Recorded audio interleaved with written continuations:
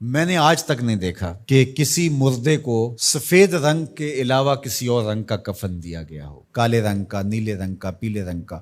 حالانکہ شریعت میں جائز ہے، کوئی سیاہ رنگ کا کفن دے دے جائز ہے، نیلے رنگ کا کفن دے دے جائز ہے، لیکن حضور کا ایک فرمان کہ اپنی مسجدوں کو زینت سفید رنگ سے دو اور اپنے مردوں کا کفن سفید رنگ سے دو۔ سفید رنگ سے کفن دینا مستحب ہے، لیکن اگر کوئی اور رنگ سے کفن دے دے تو وہ بھی جائز ہے۔ لیکن ہم نے وفات کے موقع پر کبھی اس مستحب کو بھی ترک نہیں کیا، یعنی غم کا موقع ہو تو ہم مستحب بھی ترک نہیں کرتے، اور شادی کا موقع ہو تو صرف ایک نکاح رہ گیا ہے جو سنت کے مطابق، باقی ہماری پوری شادی کی رسوم و رواج جو ہیں وہ ساری شریعت سے متصادم ہو گئی الا ماشاء اللہ۔ باقی صرف نکاح رہ گیا، تو وہ بھی لوگ کہتے ہیں وہ پہلے جا کے مسجد میں کر آئیں تاکہ یہاں یہ تکلف بھی نہ ہو، اور وہاں پوری ہماری شادی کی تقریب جو ہے وہ ہماری مرضی کے مطابق۔ یہ خاندانی رسم ہے، یہ ہم نے میڈیا پہ دیکھی تھی، یہ سوشل میڈیا پہ دیکھی تھی، یہ ہمارے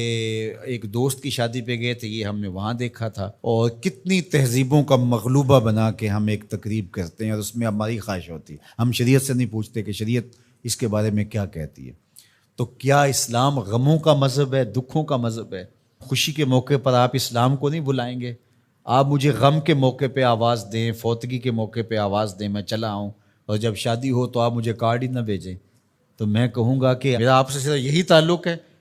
غم کا موقع ہو تو آپ شریعت کے مستحب کا بھی خیال رکھیں، اور شادی کا موقع ہو تو آپ شریعت کی پرواہ نہ کریں۔ تو یہ تو پھر آپ کی مرضی کا دین ہوا نا، جہاں چاہا اس کو پسند کر لیا، جہاں چاہا دین کو چھٹی دے دی۔ کاروبار میں، اپنے طرز زندگی میں، اپنی سیاست میں، اپنی پارلیمنٹ میں، اپنی کچہریوں میں، اپنی عدالت میں، اپنے میڈیا ہاؤسز میں کہیں دین نہیں ہے۔ دین کہاں رہ گیا؟ اللہ اکبر۔ اقبال نے جو شکوہ میں کہا کہ اگر مسجد میں صف آ رہا ہوتا ہے تو غریب، دین غریبوں کے پاس رہ گیا۔ دولت بڑھتی جاتی ہے تو دین بھی مرضی کا ہوتا جاتا ہے۔ مولوی صاحب کو پابند کرنے چاہتے ہیں لوگ کہ آپ اس طرح کا دین دے جس طرح ہم چاہتے ہیں، تو یہ تو اپنی خواہش اور آرزو اور تمنا کا نتیجہ ہوا۔ تو اللہ فرماتا ہے پھر یہ کیا ہوگا اگر تم ایسا کرو گے؟ تو آخرت رہی، وہاں تو اشد عذاب تمہیں ہوگا ہی، دنیا میں بھی تمہارے لیے خزی رسوائی ہے۔ اور آج ہمارا مسئلہ کیا ہے؟ آج ہم نہ دنیا دار ہیں نہ دین دار ہیں۔ کافر تو سیدھے سیدھے کافر ہیں اور اپنا ان کا نظام ہے اور اس نظام کے مطابق چل رہے ہیں، اور ہم کیا ہیں؟ ہم رادے بٹیر رادے تیتر، کبھی ہم کہتے ہیں ہم مسلمان ہیں اور کبھی کہتے ہیں نہیں ہم جدید تہذیب کے نمونے ہیں، اور ہم اس صورت کے اندر اپنے آپ کو دکھانا پیش کر رہے ہوتے ہیں۔ تو ہماری شکلیں روز بدلتی رہتی ہیں۔ مسجد میں آتے ہیں تو ہم ٹوپی پہن لیتے ہیں، اور پھر ہم ٹوپی بھی وہیں چھوڑ جاتے ہیں، اور میں کہتا ہوں نماز بھی وہیں چھوڑ جاتے ہیں۔ جب دکان پہ بیٹھے ہوتے ہیں تو اس وقت ہم نمازی نہیں ہوتے، بلکہ ہم حج اور احرام بھی وہیں چھوڑ آتے ہیں، اور ہم یہاں اور طرح کے مسلمان ہوتے ہیں، حج پہ اور طرح کے مسلمان ہوتے ہیں، اعتکاف میں اور طرح کے مسلمان ہوتے ہیں، اور ہم باہر اور طرح کے مسلمان۔ حالانکہ یہ ساری تربیت ہے ہماری عملی زندگی میں اس کا اثر پیدا ہو۔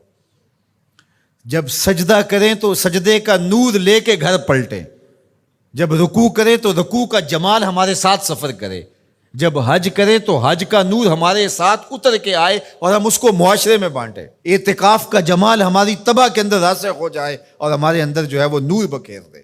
تو مسلمان کا دین اور دنیا الگ چیز نہیں ہے، مسلمان کا دین اور دنیا ایک ہی چیز ہے، اور وہ اکٹھے چلتے ہیں، اور ان کو جدا کریں گے تو پھر چنگیزی کے علاوہ کچھ باقی نہیں رہے گا۔